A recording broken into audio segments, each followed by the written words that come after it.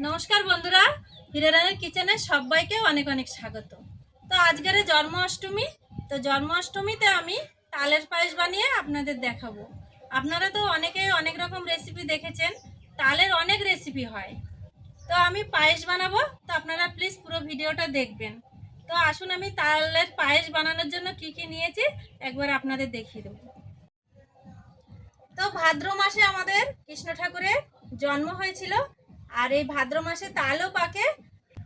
তো আমাদের কৃষ্ণ ঠাকুরের ছোট্ট গোপালের এই তালের প্রত্যেকটা জিনিসই খুব ভালো লাগে। তো আমি এখানে একটা তালের পাল্প বার করে নিয়েছি, নেট দিয়ে ভালো করে ছেঁকে নিয়েছি। আর কি কি নিয়েছি সেটা একবার আপনাদের দেখে দিই। এখানে নিয়েছি 4টে এলাচ, 2টো তেজপাতা, কিশমিশ, কাজু, চিনি নিয়েছি 200 গ্রাম, আতপ চাল নিয়েছি 150 গ্রাম, আর 500 গ্রাম গরুর দুধ নিয়েছি, আর এখানে নিয়েছি তালের পাল্প।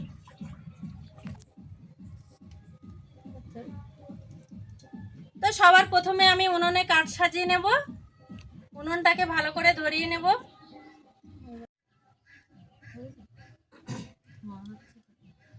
উনুন ধরিয়ে কড়া বসিয়ে দিয়েছি। সবার প্রথমে দিয়ে দেব কড়াইতে দুধ,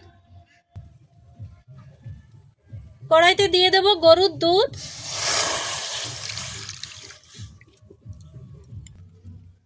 ওদিকে দুধটা গরম হতে থাক, আমি এদিকে চালটা ধুয়ে নেব।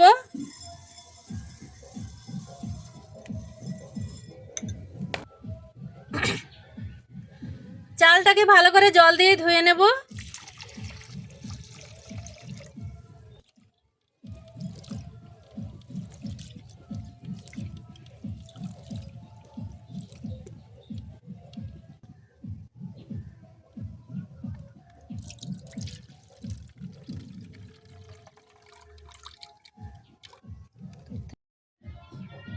চাল ভালো করে জল দিয়ে কষলে ধুয়ে নিয়েছি।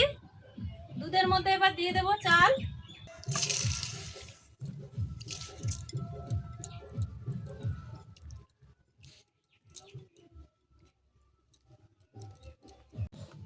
চাল দিয়ে হালকা করে করে নাড়তে হবে, যাতে চালটা তলায় না লেগে যায়, দুধের মধ্যে যাতে দলা না পাকিয়ে যায়।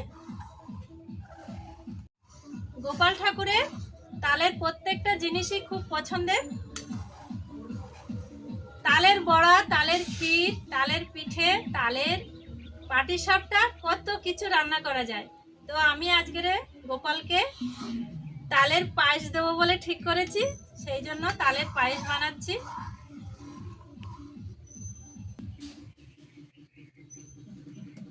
চালটা অনেকটাই সেদ্ধ হয়ে এসেছে, আর একটু হবে।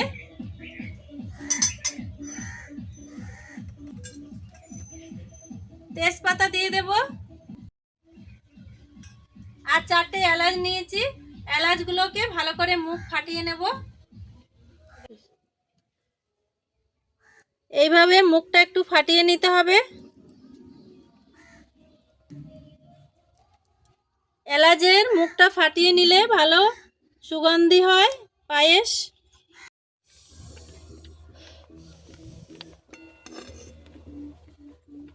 দেখুন চালটা অনেকটাই সেদ্ধ হয়ে এসেছে, পুরো চাল এবার গলে গেছে।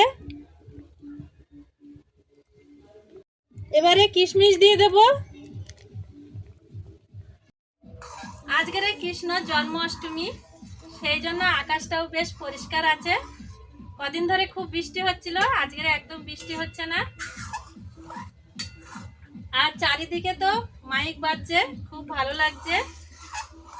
রাত্রে পুজো হবে। ভালো করে সেদ্ধ হয়ে গেছে, এবারে দিয়ে দেব চিনি।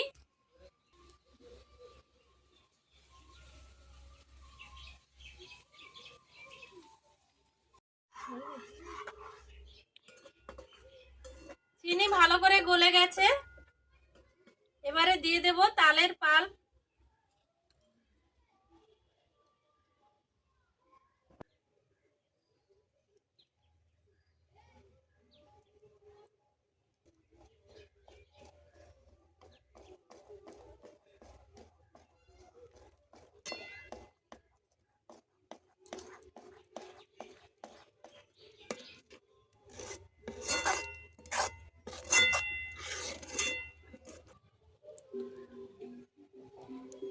আর একটু পাল্প দিয়ে দেব।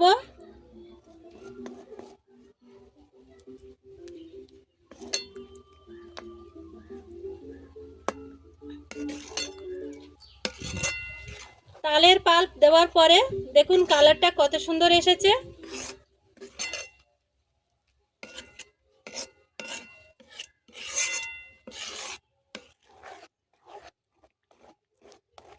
তালের পায়েসটা একদম রেডি হয়ে গেছে, খুব সুন্দর গন্ধ বেরোচ্ছে। এবারে আমি পায়েসটা নামিয়ে নেব।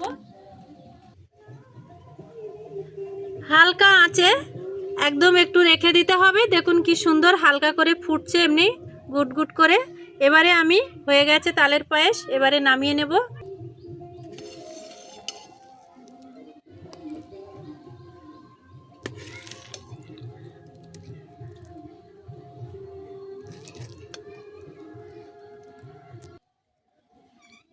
তালের পায়েসটা আমি নামিয়ে নিয়েছি।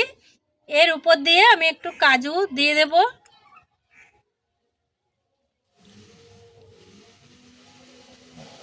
তাড়াতাড়ি বানিয়ে ফেললাম জন্মাষ্টমীর দিন গোপালের তালের পায়েস। এবারে আমি ঠাকুরকে ভোগের জন্য দেব। তো আমার এই রেসিপিটা যদি আপনাদের ভালো লাগে আমার চ্যানেলটা লাইক সাবস্ক্রাইব করে দেবেন। সবাই ভালো থাকবেন, সুস্থ থাকবেন, নমস্কার।